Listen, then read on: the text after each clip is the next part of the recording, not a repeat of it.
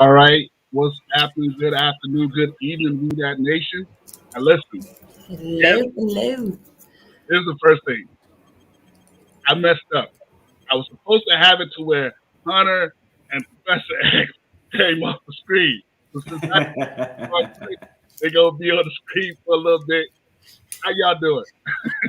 We good. I think it's fair to say technology is not your niche, but we gonna work with it. No, it is not.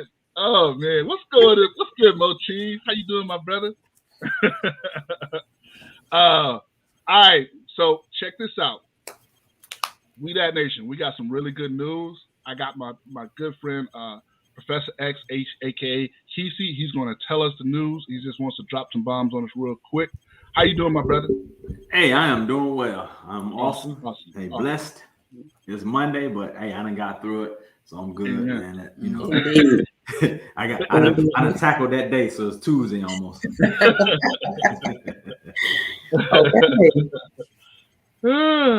We that, Vernon. We that. Rocket Jersey Burner. Right. Don't start that. Yeah. What you on here for? What you got? You got some good news to tell us. What's going on? What's the word? What's the T? Yeah. So the T is. So y'all brought me in here for the special announcement. I'm in here like drum roll. Executive producer here of X Squad Radio Network. So we're proud to announce that we have brought on Dat Sports to join the X Squad Radio Network. Yay! Hey! Yeah. So we're basically So we're a network full of awesome entertainment. We have sports shows, we have social commentary shows, we have relationship shows, we got music shows, we got shows, and it's an online platform with audio and on video, so you can catch us 24/7. You know, on demand or live or music through the night, and it's on iHeartRadio, TuneIn Radio, Spotify, Google Podcasts, Apple Podcasts, Amazon, Audacity, Pandora, everything. So everywhere where there's good podcasts to be found, that's where we are. So it's a lot of great show hosts that are actually involved in it. And like I said, we have a mobile app. Go into the app store, you can get the mobile app, and you can catch the show live or on demand. Man, that's what's up. My brother, man, it's gonna be so fun to be with you, man. I've actually known Kesey a while. Yeah, I gotta tell you, I know Kesey. He just wanted to step in and step out, but I want to tell you, man, this is a good brother to know, man. It was one of those situations where it was like, man, we were Facebook friends, and I was like, yo, I'd love to have you on the show. And he's like, yo, I'd love to have you on our show. There you go. Kick in and we talked to the professor about it, and man, we realized between him and Mo Cheese, we got a beautiful bond. So Thank you so much, man, brother. I appreciate you coming on. Thank you. I appreciate it. Hey, I'll let y'all get busy and get to work. Talk about these great sports here in the state of Georgia. Yes, sir. Thank you. Man. It's easy. All right. Thank y'all. All right. What it do? How you doing, guys? Doing good. We here.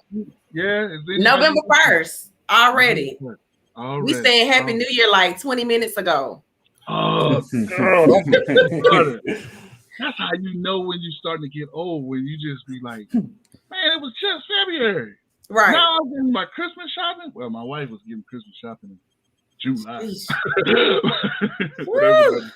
too much. It's too much. Oh, man.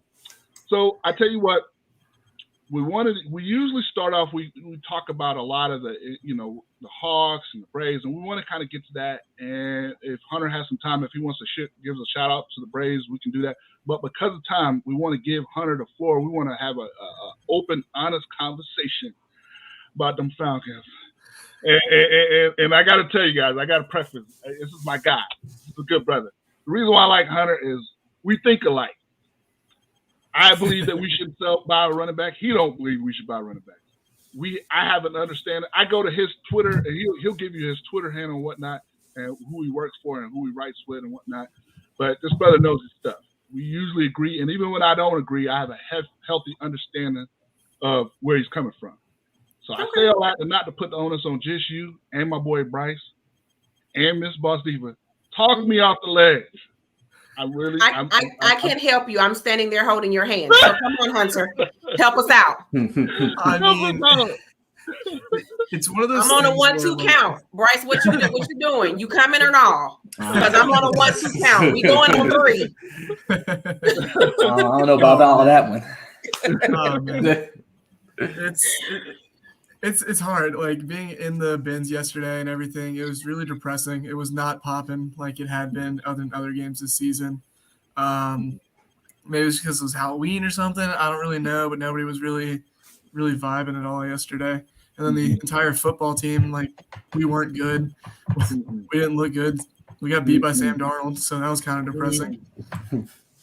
So I don't know. I don't really think there's a lot of positives to be looking at, like in terms of just yesterday. But I think it's too soon to be jumping off the ledge, just because I think we all knew that it was going to be a rough season, regardless. Yeah, I can attest to that. Bryce, I'm sure you have some thoughts as well. I mean, yeah, for the most part, I mean, as I've always said, for me, I just want to see progress from the team, you know, and if wins come with that, fantastic. But if not, it's fine, because it's not like there was expectations to go far anyway, you know. I mean, you know what I like about you younger guys, man? Y'all are a lot smarter than I was when I was your age. See, to me, I don't want to hear none of that. But already, you have made me feel silly. Like, hey, Ricardo, this is not checkers, it's chess. And you're helping me with that. I appreciate you, man. I appreciate you both, man. I would be okay with that if we did not have a history. We have a history. Like, this is such a toxic relationship. Yeah. It is so hard. It is so abusive. Yeah. You see me, I ain't even got my stuff together. I got people coming all on at once.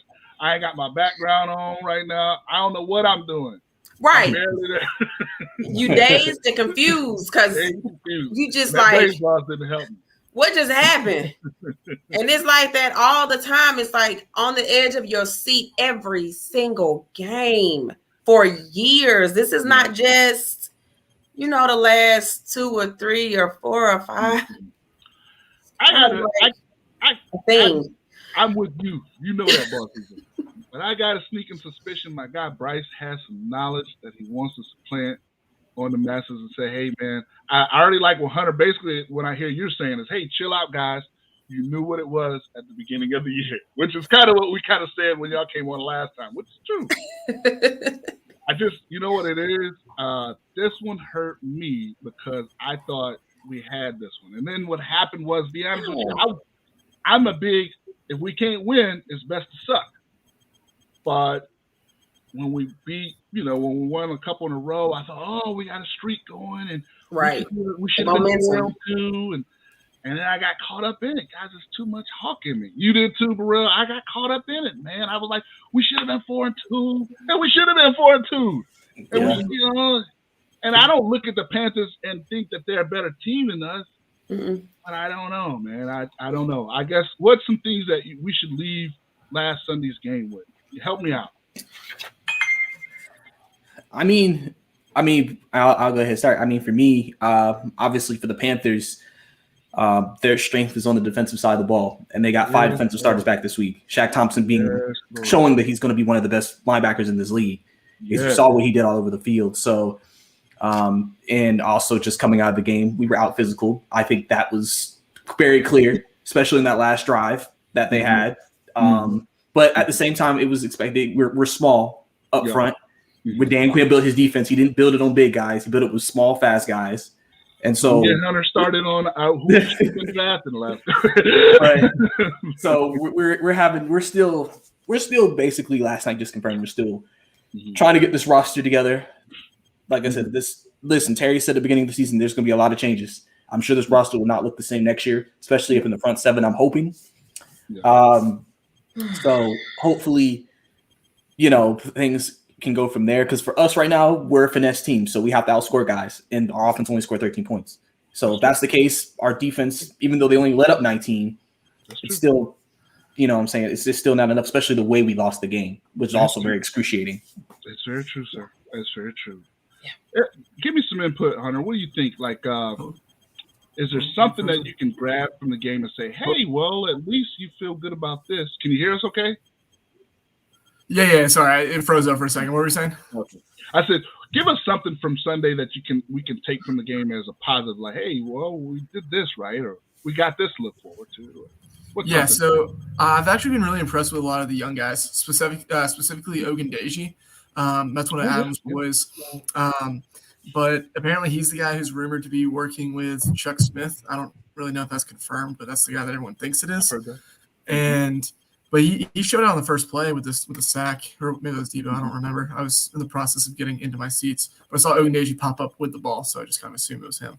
But I do like a lot of the young guys, like Mayfield. I hated the Mayfield pick. He's really starting to come along and getting better and better each week. He's still not good by any means, but he's at least shown progress. Ogundeji should be starting, but for some reason we keep playing Steven Means. Don't really know why. But whatever. Then Richie Grant, he's looked good when he's been on the field, but for some reason he's not seeing the field. Don't really know that one. Then of course Kyle Pitts. All these guys are looking very, very good. Then we have the already established young guys that we had on roster with AJ Terrell, Chris Lindstrom. All those guys have looked good and have shown progress this season. So it's good to see that. It's just the other positions that those guys aren't in have been rough this year. So yeah. Bryce, you got anything you want to add to that? Basically what he said. I mean, the young guys have played well. Even Jalen Hawkins also as well. Oh yeah. He actually got. I think I saw the snap count yesterday. He got rose in snap count too. So I know we're eager for Pease to go ahead and replace Harris and Harmon, but maybe he has this philosophy with younger players. I feel like I feel like when you have older coaches, I feel like the philosophy back in the days, young guys don't play a lot, or they really got to earn it, even if they're the more talented one. So, but I think as the season goes on, depending on how it goes, we'll probably see those guys more because I don't see why not. I see improvement from those guys. I don't see why they wouldn't be able to touch the floor. It's not like they're a liability when they're out there, So I think that's going to be something to see. Also, is just who continues to play more overtime and who doesn't. Because like I said, we're going. It's funny, coming out of the Monday Night Football game that the Saints had last week, they barely won and then they beat Tampa. And before that game, they were like, oh yeah, if we beat the Panthers, we can beat the Saints. And then now it's like, oh, okay, well maybe we can't. So it's one of those things to be interesting to see. I was one of those people that said that. We got Trevor Siemian, so I guess you got a chance. So I agree with you, KC. I do think Eric Harris, he looked good too. He looked good. He looked pretty good. Question, elephant in the room. Do you think we make a move before Tuesday trade deadline? Yes or no? And if so, what would you like to see?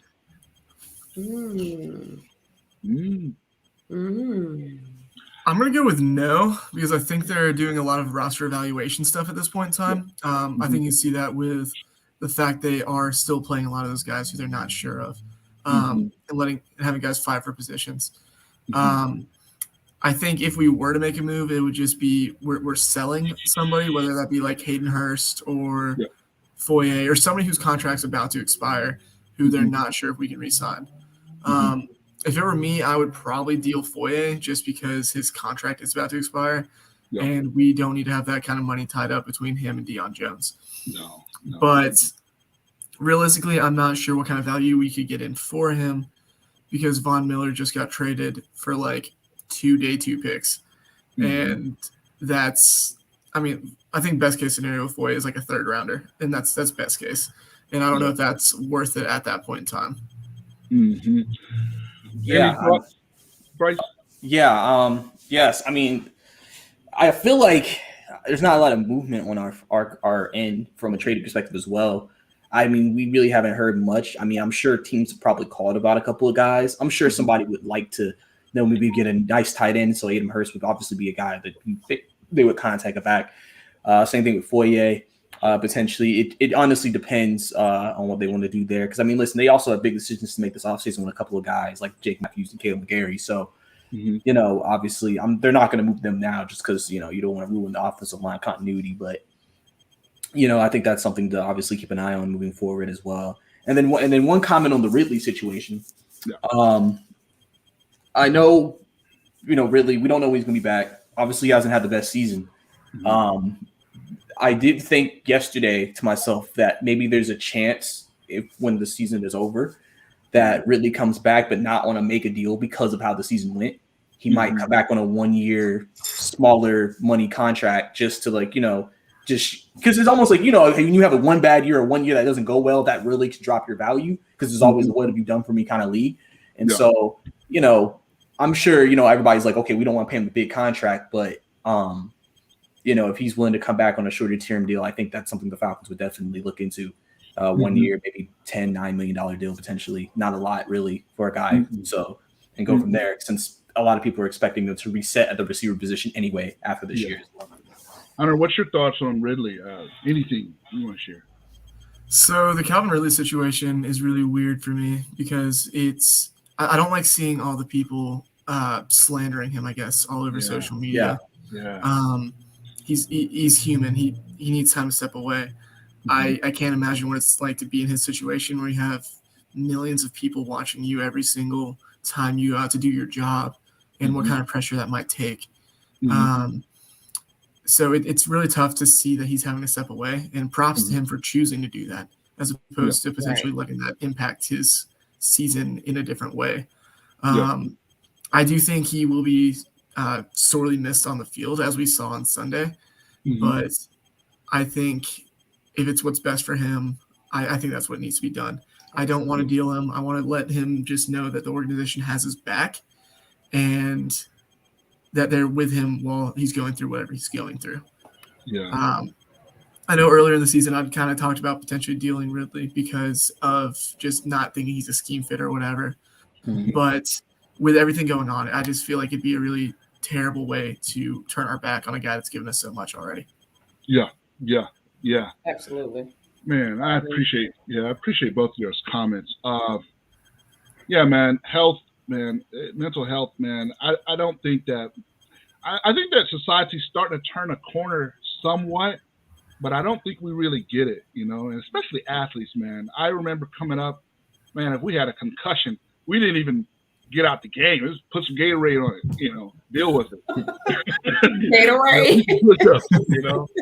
So, man, I saw a lot of things on Twitter that I wish I could unsee. It's really sad, but man, I hope the best for the young man. I feel like I kind of hope that he remains a Falcon. I hope he gets everything straight, but more importantly, I'm just hoping that whatever's going on, which I have no clue of, that he gets the help that he needs. In terms of us overall, what do you guys see for the rest of the season? Any thoughts as far as what we should do? I guess you kind of are both on the same page. I get the impression that you're both like, hey, you know what? If we win a game, that's cool. The rest of this season is really about talent evaluation. See what we got, and probably we're rebuilding without saying we're rebuilding. Am I correct? Yeah, definitely. I mean, remember before the season we were debating because we felt like the Falcons weren't telling us directly, okay, are we rebuilding or are we trying to win? Because I feel like that was always a big thing. They kind of make signals about that. But I think a lot of people, when you saw how things went, you kind of saw how clearly the season looks for us. But I think right now we're just trying to, like I said, I think Arthur Smith's just trying to get his his vision on the team. He's trying to get what he wants out there. He's trying to figure out who fits in, who doesn't, which I think is what a lot of first-year coaches try to do. I think sometimes we have been spoiled by first-year coaches for us actually doing well early. And so I think sometimes that's why I think, it's funny. We won 3 straight. Everybody was happy. And then we lost yesterday that I'm seeing people on Twitter bashing Arthur Smith. He's a terrible head coach. Yeah. And it's one of those things where, when we lose, it's like we assume that everybody needs to be fired for some reason. And it's just like, well, if you're rebuilding, you're not going to sit there and be like, yeah, everything's going to be great, I think. So, because I say this, like we could have started out like Miami did 3 years ago when they were 0-8 and got blown up by 40 every week. And then let's see how y'all would be. You know what I'm saying? But since we're competitive a little in these games, it's like if we lose them, it's like, wow, he's not going to make it. He can't do it. He can't do the job. And it's just like, well, he doesn't have his roster. He doesn't have his players. They don't have their full vision yet on the team. And until until he can do that, we really can't judge him for what he's going to do. I think the biggest thing, too, honestly, is that depending on how many wins we have this year, obviously the perception is going to be, okay, we need to win more next year as well. So that's one thing you also kind of think about. It's like, okay, so let's say we win 6 games. Well, now the perception is, okay, we better win 8 to 9 or compete for a playoff spot, because if not, he needs to be fired immediately. You know what I'm saying? So, Bryce, Miss Boss Diva has a question. Is it a question for Bryce? It's just a question overall. Oh, okay. Help us out. It's definitely for Bryce or Hunter. Because I think this is, and you've probably been asked this question before, and for me, it's just the elephant in the room. What is the fascination with Matt Ryan? Oh Lord, she going there. She going there again. That's what I'm saying. Somebody's probably already asked this question, posed the question. I just want to know, like real quick in a nutshell, what is the fascination with Matt Ryan? I just want to say, I'm one of those people that was proponents for getting Justin Fields. I saw the run yesterday. Yes, it was amazing. Having said that, I have to tell you guys, Matt Ryan's been playing pretty good. I think, and I want Hunter and Bryce to share what they think, but to me, I think once he kind of got a gist of who he can trust and who he can't, I think by game 2 or game 3, his play got better. He knew the mental clock in his head of where he can go with the ball and what side of the line he trusts probably a little bit better than the other. And honestly, like I think Hunter mentioned it, some of the guys, the younger guys like Mayfield, played terrible the first 2 games. And then after that second game, to me, I thought he played a little bit better, and that helped Matt a little bit. Having said that, now I'm not going to speak for these young men. I'm going to let them have it. Okay. Let them know that I felt like, as being a person who badly wanted Justin Fields, badly wanted to trade Lance, I thought Matt Ryan's been playing pretty good, all things considered. Okay. Yeah. Okay, Bryce, you want this one first, or? I mean, I can take it first. That's not a problem. I mean, the thing is like, Matt has always put up really good numbers, and it's not like he's played like a terrible quarterback. He's always been a borderline top 10 quarterback in a lot of people's minds his entire career. It's just, and obviously when he was an MVP, we saw when he got an offensive line of weapons, best quarterback in the league that year, and or one of the top 2. So I think when he has things going for him, he plays well. You can win with him. It's been clear you can win with him. It's not it's not like we have a Daniel Jones situation where you're like, he's not good, but he's not bad. He's just in the middle. He has his moments. It's like Matt Ryan for the most part. When he has things, when the offensive line protecting his receivers, even through the years where the defense was bad, I mean, you put up 28 points a week and they weren't running the ball. So, I mean, you kind of have to give him his due on that. And I think a lot of people obviously people talk about the whole Mike Vick thing. That's why some people a fan base won't accept him. And, also I think, we saw this last year with the quarterback situation in the draft. I mean, there's a quarterback draft coming up is looked at as not a really good quarterback draft, especially the way it started the season now in terms of who's the top quarterback. So I think, for what we're doing, Matt is still someone who can win games, and if given the pieces around him, he can still produce for you. And I mean, if you have that, why are you? It was almost like why get rid of it in a way. If it ain't broke, don't fix it. Yeah, and if you want to draft a guy, that's fine. It's just it's not okay. We draft a guy, Matt Ryan's gone now, because if you replace Matt and Matt goes somewhere else and balls, and then our quarterback struggles, now half the fan base is about to look like, wow, Matt Ryan actually was that guy. So you really got to make sure if you're gonna move off Matt, it works. Okay. Yeah. So my answer on it's fairly similar. I think, like, obviously I was one of the biggest Trey Lance supporters like last year on Twitter. That's who I wanted. I'm still convinced that's who we would have taken if he was on the board. But that's another story. I get really sad when I think about it. How Shanahan has ruined my dreams again. But the thing with Ryan is, I think at this point in time in Ryan's career, he is still an above average quarterback. He's not an elite quarterback like he has been in the past. But I think where he's at now is very similar to where Drew Brees was with the Saints from like 18, 19, and 20, where you win by letting him kind of take control of the offense pre-snap. You do shorter stuff because his arm isn't quite there, and Ryan's never had a beautiful deep ball. But you let him win with accuracy, win with knowing what's going on, let him read the defense and take advantage of that. I think the difference between Ryan and Breeze is obviously the supporting cast and the coaching staff. Sean Payton is a phenomenal coach no matter how we try to spin it. And that one hurts too because I'm tired of going against him. I want him gone. But it's just like what we do with Ryan at this point in time is just we're kind of stuck with him because of his contract. And unless there's a clear-cut option in the draft or some form of free agency or like cheap option pop up, there's no way we can really get rid of him. You mean at the last sale? You mean at the last sale? Looking at like next year's QB class too, it's not a great class. Like there's obviously some decent guys in it. Matt Corral, Carson Strong, Malik Willis are like the three big names that everybody talks about. And all three guys are very good in their own right. But none of those three would compare to what Lancer Fields was last year, which is why nobody's really talking about moving on from Matt Ryan. I don't really know if it's a fascination with Ryan or just we know we can't move on from him yet with a clear-cut improvement. Okay. Yeah. Thanks, guys. Well, Hunter, he only agreed to be able to come on at 8:30. Do you have anything you want to share about the Braves before you go? Snit has really upset me during this entire series with his pitching stuff, but he's made it this far, so I'm gonna give him benefit of the doubt. But the series he's not impressed me. Hopefully we can pull this off on Tuesday. I liked the stat the other night where they were like that no one's clinched the World Series in front of their home crowd since 2013. So that was a cool stat that they dropped that kind of gave me a little bit more faith again. So man, I appreciate that, man. Man, Hunter, thank you so much for your time, my brother. Please make yourself your friend of the show. Thank you so much. Of course, y'all have a good one. You too. All right. So, real quick, guys, I want to actually go to the Braves before because when I have Bryce on, we're gonna always talk Hawks because I don't think I know a young man that knows Hawks more than him. He knows more Hawks than me. He's keeping me in line.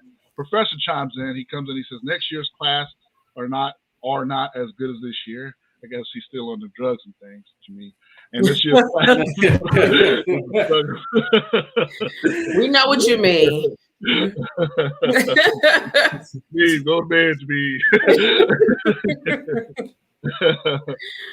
Before we go to the Braves, Gary Williams says when Matt Ryan was bleeding from his hand, still playing, I was like, "That's my quarterback." And then I noticed he was throwing it like, "Come on, brother, stop it." Stop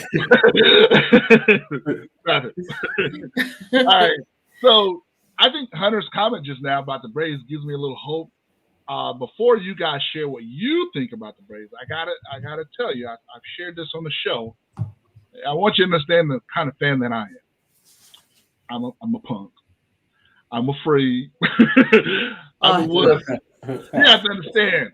2006. I don't even say 2016. I don't. People ask me about it. I act like I don't know what you're talking about. I don't know what you're talking about. I wasn't there. I was out the country. Saved in 2012. And if I'm gonna keep it a buck, 1998 hurts my heart too. See, I remember that. That's before you was born. Me too. Me too. But I remember 98. I was like so happy that we were there. Like, oh my goodness, we're in the Super Bowl. And then what happened? And then everybody was doing a dirty bird for about 2 days. And it is what it is. Anyway, what is y'all thoughts? You guys feel confident about the Braves? You feel like we still got a shot, or you feel like the curse is no more? What do y'all think? What's some things? You want to go? Mine is real quick and simple. I don't see the Astros winning 3 games in a row. That's good. You smart. Period. You smart, Diva. Period. Period. I just don't. So I even though we lost 3 in a row last year. I don't different team. Right. Different team, different atmosphere. I don't see it. Yeah, okay. Yeah. Also enough that, I mean, the good thing for the Braves, at least, is that in a way, even though we questioned his decisions, Sticker's decisions, he did kind of get us prepared for this game because we do have our starting pitchers up, Max Fried. Obviously, we have our bullpen rested, guys like Maslick, Will Smith, guys. Because listen, I feel like this: if we were winning in Game 5 late, he would have played them obviously to close it out. But because we were trailing, let me ask you something about that. This is just me thinking. Oh, gosh. We hit a grand slam. We're up 4-0. Why not go for it now? I mean, we're up 4-0. We know what we're dealing with. No? Am I tripping? No, you're not. And that's my thing. Like, why do we have such an issue with keeping our foot on the gas? That's what they're doing. See? You see that? Why? That's why. This is Atlanta across the board. Like, I don't know if we need to get some sage and like run it through downtown or something. I don't know. I want you to finish your point, Bryce, but I'm going to charge my Atlanta fan base with something. Let me tell you something about these Chicago folks because they get on my nerves. I love them, and I love it up here. My wife loves it. What am I supposed to say? My wife's here. My wife's people here. What am I supposed to say? But I will say one thing about the Chicago fan base, and I actually noticed it before I moved here. When we would play the Bears, they would come down in buses. And I mean, Chicago's much bigger than Atlanta. I get it. But my point is, when I moved here, I never get this. I told my pops, I said, man, I ain't seen Jay Cutler yet, and I doubt I will. And I said, he says, why? I said, because he might kill the boy. I was halfway joking. My point is, up here, sports is super pressure. Now, isn't it bad a lot of times? Yes, it does. But one thing that's hard for me as a Braves, Falcons, Hawks, Georgia fan is that I feel like we're a little too, too passive. That's my opinion. You see these Braves, I done hurt, Bryce. I done seen a lot of things, youngin. So help me out. Talk me off the ledge. You were saying some good points. Go ahead. Yes. I mean, if you look at the game yesterday, I mean, people this was our second straight bullpen game. So, to get through two straight bullpen games against a team like this would have been very impressive. Like I said, we did hit the grand slam early, but you could tell from the beginning our pitching staff was shaky. Davidson was shaky. He was missing the strike zone. Yep. And that's really what – I mean, if you think about the games we've won, we get – except like the game where we hit two solo homers in the same inning, we get a lead, and then we have great pitching to hold us the lead, and then we get maybe a run late, 2 runs late to then seal it. This game, we had the 4-0 lead, but pitching was shaky from the beginning. So then they got back easily because we couldn't. Yeah. And it might have just been, again, the bullpen thing where you don't have your best guys up there and you're trying to. So it was one of those games that we were going to win. We were going to have to score a lot of runs because it was going to be unlikely that we can hold the Astros down to 2 or 3 runs in a game. And so I know some people are worried if that means Houston's bats have woken up. I mean, listen, like I said, that's why I feel better about Game 6 just because we have probably our better pitching staff coming up. And we've seen our pitching staff. When they can get into a rhythm, they definitely can limit the damage Houston can do. I think it's just going to be the same thing in this game. The Braves have to be able to get some early runs and then, maybe tackle on some late. Usually we've won outside, like I said, the one game, 5-6 runs seems to be seems to be the number we aim and get a lot of these games, which is not bad. I mean, that's a pretty good number to win baseball games. If your pitching staff's letting up above 5-6 runs and you lose a series, that's more in the pitching than the hitting. But I think, we'll be fine in that regard. I think it's going to depend on Max. Max is going to be big. If obviously, we hope, he's fixed the whole tipping his pitches thing and, everything like that. Hopefully. And then they also, I remember that video they talked about where they showed his fundamentals. When he's been struggling, he's been rushing it, where when he's good, he's been slowing it down. So if he can go back to that, and he's on full rest, if he obviously what you want from your starter, can you give me 5 innings? Right. Can you give me 5-6 innings? And then you send your best bullpen guys out there, and hopefully you have a lead at that point where it's like, okay, let's try to close this out. Let's close that right. Let's do that. Now, see, you're doing it. You're doing it. I'm like the Grinch who stole Christmas. My heart is starting to, it's starting to grow. I'm starting to grow. I'm trying. Because I'm like, I tell you what, man, youngin, I don't know if he's right, but I like what he sounds. And George, you're right. Diva, man, she's fishing. It's hard to win 3 in a row. It's hard to win 3 in a row. But you guys, I gotta tell you, I've seen some things. I've seen a team. I mean, anything is possible, but when I feel like with the Braves, and they haven't been in 22 years. I don't think they're ready to just lay down and let the Astros walk all over them. That ain't them. If anybody got grime and grit, it's the Braves. You know what? And don't forget, they've been through a lot. The Braves have been through a lot this year as a team, right. and the resiliency. I feel like that's it kind of.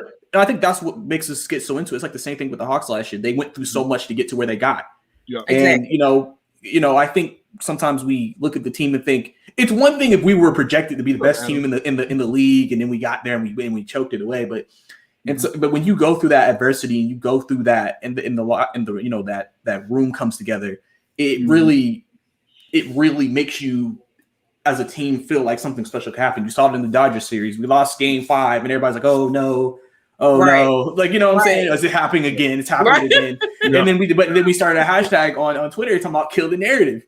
And that's basically that's right. Exactly, and that's what they did in Game 6. Boom, they got the win. So, all right. Well, we're gonna pray about it. We might have to fast and pray. I don't know.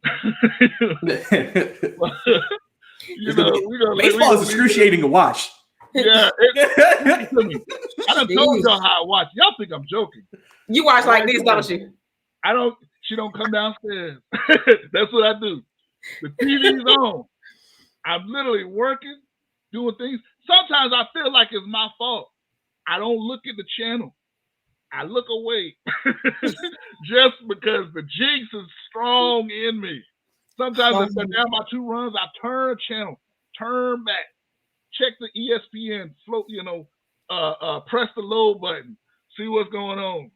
And, do I have a right to be able to come back? Sometimes I know I ain't the only one in We That Nation that does this. This might sound crazy from time to time.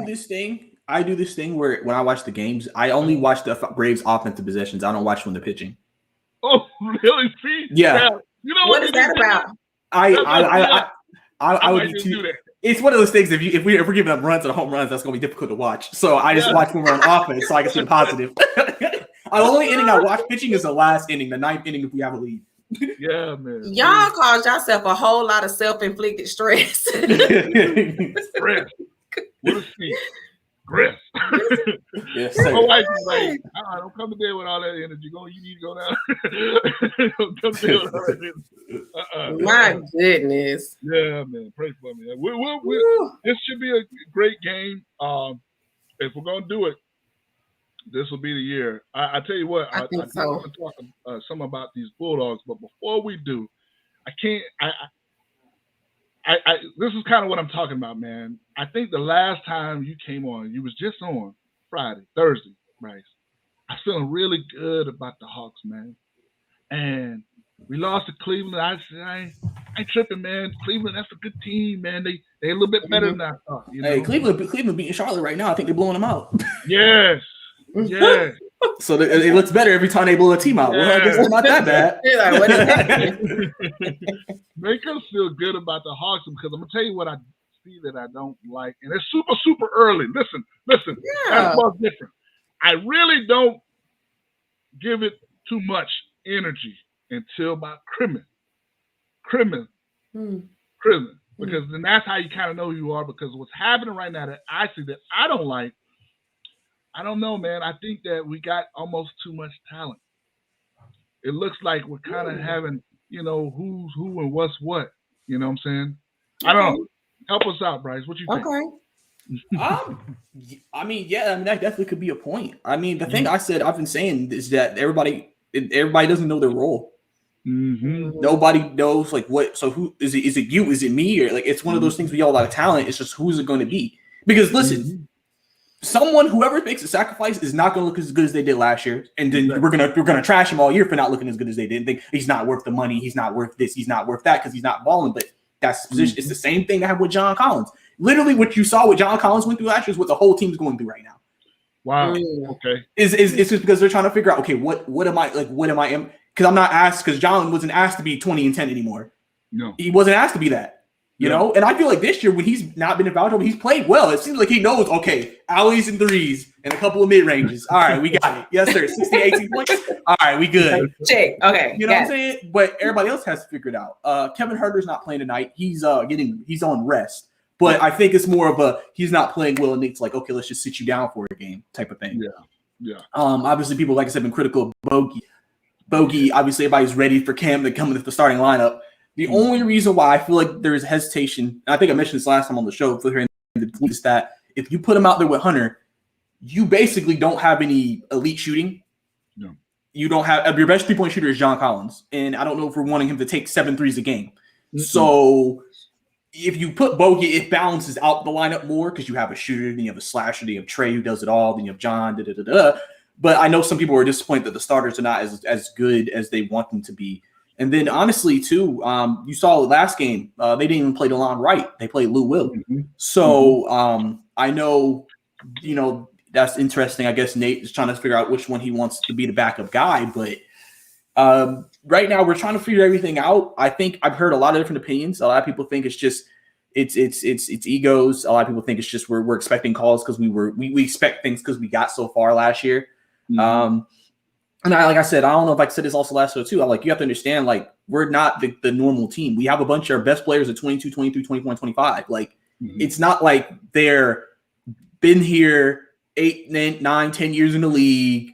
We know how hard it is. We're grinding. You see it with young players all the time. They have success and they might struggle because Tyler Hero struggled second year. Now he's bouncing back because he's like, okay, yeah, I got to take this seriously every year. And I'm not saying that's exactly what's happening with us, but that could be a factor because we have y'all the young players, and we're expecting Nate to get them to kind of focus like they've been here a lot.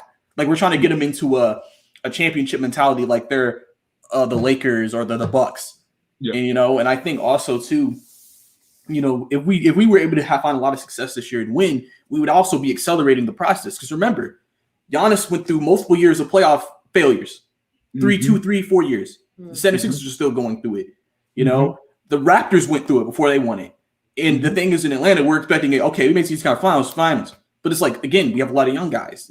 There's no guaranteeing that we're going to come out the exact same way the next year. Mm-hmm. So, I'm sure, and I know people have also not been the happiest with Nate's coaching decisions also as late. Bring that up. So I think there's a lot of things that are still trying to be figured out right now on this team. Listen, we didn't start off great last year and we bounced back and had a great ending. I just think we came into the season with expectations of we're destroying a lot of people in the East and we're going to be a top team. And since we're not doing that now, we're like, wow, we're not good. We're going to be an 8th seed now. Because like I said, I said this. I was like, listen, at this very second in time, the Knicks would beat us in 5 games because we're not playing as good as they are. The Knicks are balling right now. We're not. And so you heard people's feelings. I'm just being honest because everybody on the Knicks, I've watched the Knicks a couple of times this year. Everybody has their role. Everybody knows what they're going to do. You know what I'm saying? You get vintage Kemba Walker. Evan Fournier knows he's a 3-point shooter. Randall's doing Randall things. Mitchell Robinson's a big, tall center. Everybody knows their role, and that's why they're executing so well. Yeah. So for us, that's what we have to figure out for us on our end is what is everybody's role? What are we going to do? Who's going to sacrifice? Who's going to one more thing is, like I said, Bogey, he may have to be strictly a 3-and-D guy. Just shoot threes and play D. That's all. Because, the offense may not dictate for him to be the second best scorer on the team like he was last year. Because last year they had to get 20 out of him a game, or else they weren't going to have a chance. Okay, I got a couple of questions. The first one is, so to me, Professor Billingsley feels like we should be concerned about DeAndre Hunter's knee issues long term. What's your thoughts? Do you feel like, hey, you know what, just don't play him more than once a week, or what's your thoughts on DeAndre Hunter? I got a second part to that question. The thing about Nate, I know, is that, remember, DeAndre's 20, 23, 22. He's not going to sit there and then say, okay, play him once a week. He's going to play as many games as he can. And it's up to DeAndre to keep them informed of how he's feeling. If he needs a break, he needs to tell them. That's kind of how it's going to go because he's important to what they do on the floor. Because, if you do that now, what are you going to do in the playoffs? You're just going to play him every other couple of playoff games? If his knee can handle it, then, we'll be good. And like I said, he's trying to do things to make sure his knee is good as well. So far, he's been responding well through a couple of games, so we'll have to see. Remember, it's the 82-game season. This isn't last year where you had a game every other day.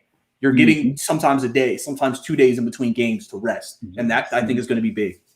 Okay, so, all right, and I hear you on that. It's a big if. Second question, it sounds like you're kind of leaning towards this, and Boss Diva, if you have to chime in on this as well. Mm-hmm. Do you think we need to make a move? Is there a trade on the horizon with the Hawks? Do we have a case where if it's too much talent, well, we ain't gonna be able to pay too much talent. Right. I know that. So what are we gonna do? What's the end game? Because I think you're kind of on the same page with me in terms of we can't pay too much attention to what we're watching as a fan because it's just a lot of basketball to be played. But the second part is, man, when we get the roster we want, is that going to entail us having to make a move while we can, or what? What's your thoughts? I mean, for me, I'm just seeing it through. Got to see how the roster comes along across the season. Now, I'm not always going to make any dramatic moves. Remember, the trade deadline's not till they haven't announced the date yet, but late February, early March, and so we have plenty of time to know what this team's going to be, and then you can make a move if needed. I think Slink's going to play this like that. He's just going to okay, let me see, what's happening. I'm sure he'll have a meeting with Nate. So tell me what you're seeing out there with the guys. What's happening? Is somebody not fitting in? Do we need to look at something? I think that's the kind of communication you need to have there. I don't know if y'all saw the statistics, but they had released stats on right now the shot selection the Hawks are taking right now. I think the Hawks' number one shot selection outside of threes or mid range. And a lot of people feel like that's a lot of settling. And so they need to get more aggressive offensively, and they need to have more ball movement. So, because I do feel like the offense seems kind of stale a little bit from time to time. So I feel like quick question. Gary Williams says the Hawks' problems are Nathan Miller is having the guys pass it too much. It's like they're scared to shoot the open shot because it's instilled in them to pass. Is that something that you're seeing as well, or no? Not necessarily. Because I mean, you're making the right pass to get the open shot, and listen, we saw last year in the playoffs how trigger happy they can be sometimes. So I don't think that one training camp made them not want to pass. I just think right now, it's almost like a rhythm thing. Just the rhythm isn't there for a lot of the guys. And so that's affecting what they're doing right now offensively. Currently, if I give you update you guys, it's currently 60-63 at half against the Wizards right now. So that's a good Young got 14, Bogdanovich got 10, Capella got 10. So Gallinari has 9 early, Reddish 7. So I mean, we'll see how things look. It seems like he's also maybe shortening the lineup a little bit too, since Herter's not playing. But they gave Lou and DeLon Wright minutes. But I think we just have to figure out what kind of team do we want to be right now. And I think that's something that an identity that needs to be figured out across the season, as long as it doesn't feel like we're going off the hinges. Because last thing we need is, a report coming out that there's issues. And then, like there was last year, even though we got past that. But we just need to go ahead and just continue to right the ship. And then listen, because I feel like Nate is being honest in his press conferences too about what he's seeing. Yeah. He's like settling.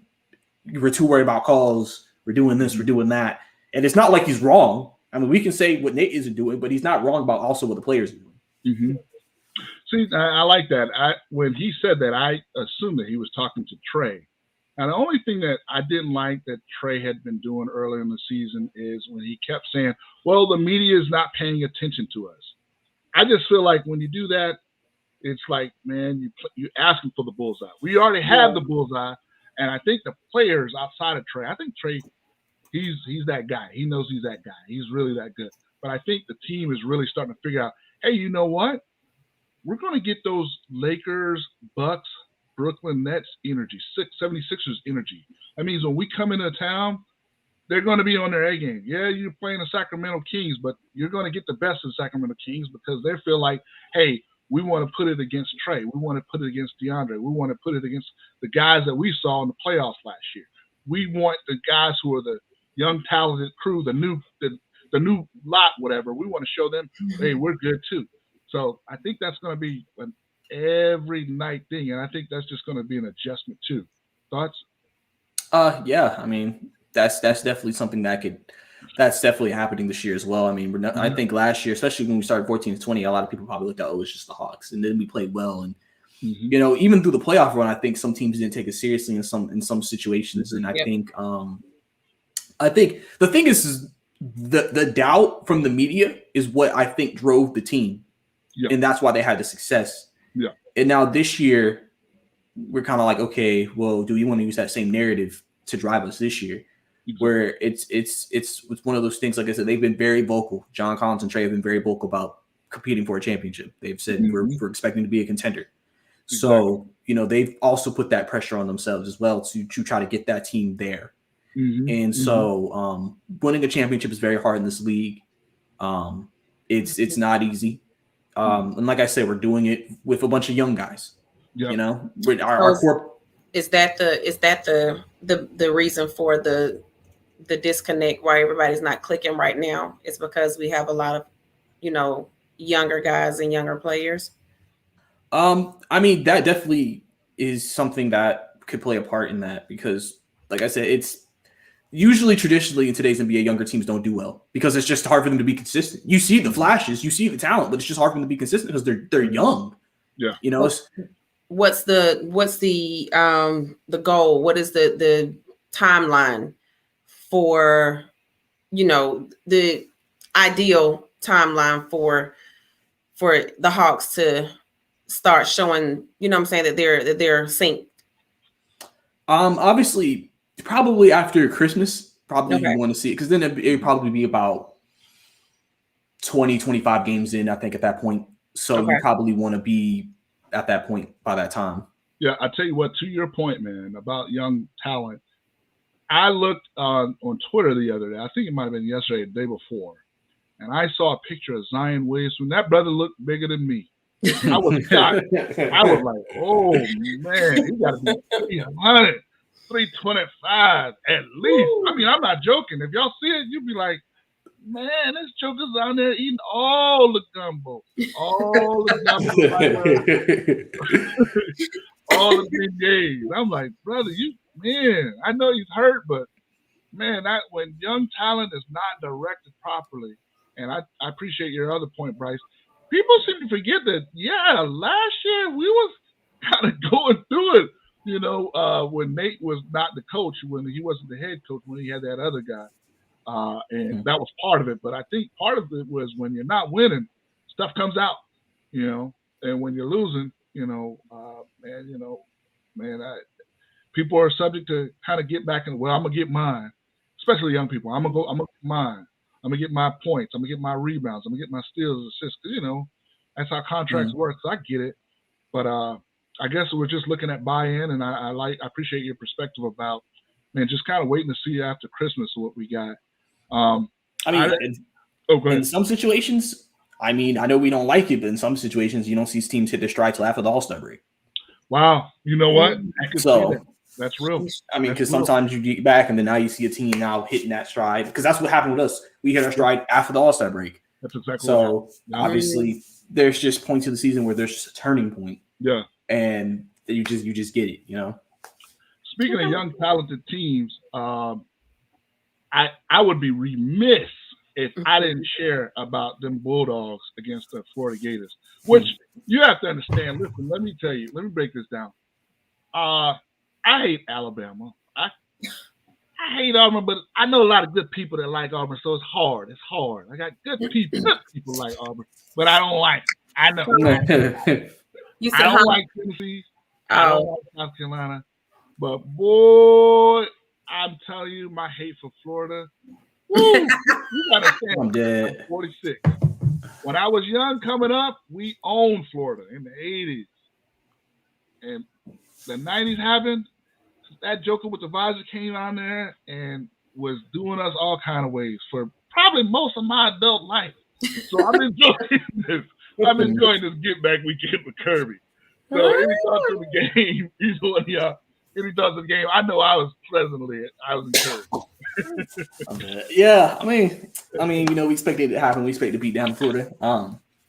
Obviously we know the biggest question is just the quarterback situation. Yeah. Everybody's pissed right now. They think Kirby's going to cost us the championship. He's not going to play JT and everything because Benson's still playing, and it looks like Benson will continue to play. I know there was a report in practice today. He took both the quarterbacks and had them throw deep balls, and obviously JT looked better. And I think people are just like, there's no way he's really sitting here saying, "Oh, we play Alabama. Oh, Bennett, he's the best guy for it." I think I think people are just like, there's no way, because then it's like Kirby's now starting a narrative where he's putting continuity in what have you done for me, I guess, lately, in terms of like in terms of that, instead of talent. Yeah, like I said, we knew the reason why Jake Fromm started is because he got to a national championship with Jake Fromm, and because he was like, you won for me. Why would I bench you? Mm-hmm. Even though we knew Fields in college was the better quarterback. It's the same thing here. JT's the better QB, but he's like, well, the continuity, he's done a lot for the team, and everybody's just like, but we're trying to win. Like, remember something. Nick Saban won 13 games with Jalen Hurts. The first half of the national championship said, yeah, we're going to lose this game with him. We're hitting into it. And I think that's what we're waiting for. We're Kirby, like, why are you waiting for us to struggle to then make the decision? Like, why? Just go ahead and put him back in there, because he was QB1 before the season. Real quick, Bryce. Very good point. A lot of people don't know this. Nick was determined to stay with old boy Jalen Hurts. The other coaches was telling him, look, you go out there with Jalen Hurts, and this boy's been killing it in practice, killing it. It wasn't like it was like a debate. You're going to lose the locker room. And took all the coaches, a few assistants and staff member to help convince Nick to put Tua down there. A lot of people don't know that, number one. Wow. Number two, I love that point you just said about I actually looked a little bit over the tape this weekend, and what I did see that I did not like, and made a little sense, because I was sure that he was going to play both quarterbacks. We didn't actually do really good with our pass blocking. We actually wasn't doing great with our pass blocking. Now, we were running on them, and our defense was just incredible. We just had an incredible, 21 points, and you're going to win a game if you score 3 touchdowns inside of 2 minutes. It's pretty much, it was written from there. Right. But and that just, allows our pass rush to just put our heels back and just go after it. But I think what they said, what probably was being said is, like, number one, I do believe continuity is part of it. I kind of think that's a little bit of coach speak. But what I think what happened was they said, look, Bryce's, Stetson Bennett's strengths work for what we're doing right now. We got the lead, because I think in the halftime, if that circumstances if it was a closer halftime, I think we might have saw old boy in second. Yeah, that's what I was hearing too. They said the way we were struggling offensively, if it was like 3-0 going into half, like, there's no way he's not thinking about it. Mm-hmm. And the only other thing I can add is, I think that this noon game versus Missouri will tell us a lot. Whether they start Stetson, whether they start Bryce, now start Stetson or whether they start JD, I think it's going to say one thing, but I didn't even know that until you just shared it. Actually, I think I did see it on Twitter right before we came here, that they were doing long passes. Well, sometimes Kirby plays games within the games that kind of like, hey, he's kind of made his decision, but I need the locker room to see it. I need you guys to see it. Like, hey, look, it's not like we're playing Alabama this week. There's 3 games before we get to the SEC championship. I think they're kind of like, hey, you know what? It was what it was. We're going to give Daniels every chance to win now. So, yeah, and one last thing too is that the thing also with this situation, the reason why I think everybody's also frustrated is at some point you have to play Daniels. You have to start starting again. You don't want to just say, oh, SEC championship game? Okay, it's your turn. Mm-hmm. Like, he hasn't played, so he's rusty. Yeah, I mean, even in the blowouts, he's barely played. So it's one of those things where if he's going to make that decision, he has to make that soon. Mm-hmm. I understand what you said about the offensive line, because Stetson is the better runner. Stetson can run. Yep. JT's more of a pocket guy, but he has way better arm talent.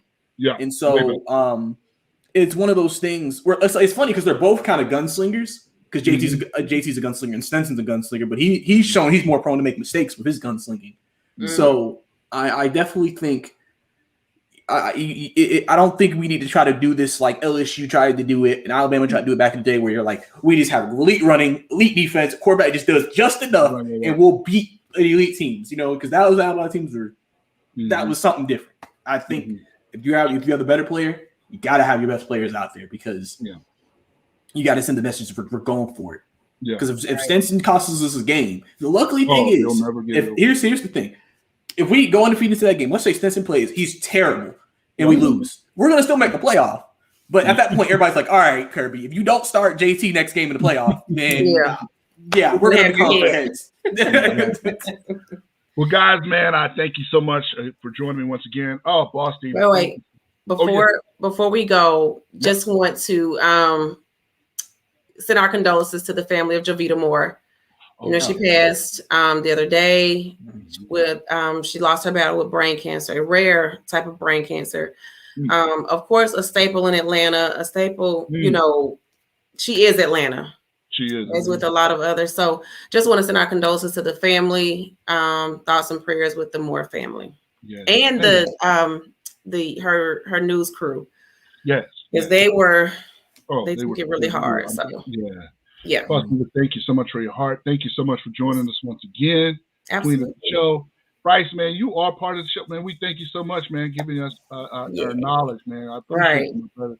Yeah, definitely, man. I love coming on. To Professor Jamie, get well soon. We know you're still working through it. Man, come on, Braves. We got this. What's up, Jamesville? Coming in at the do this. Right. Brother. Hey, man, when it's that time to salute. Peace up. A-Town down. A-Town down.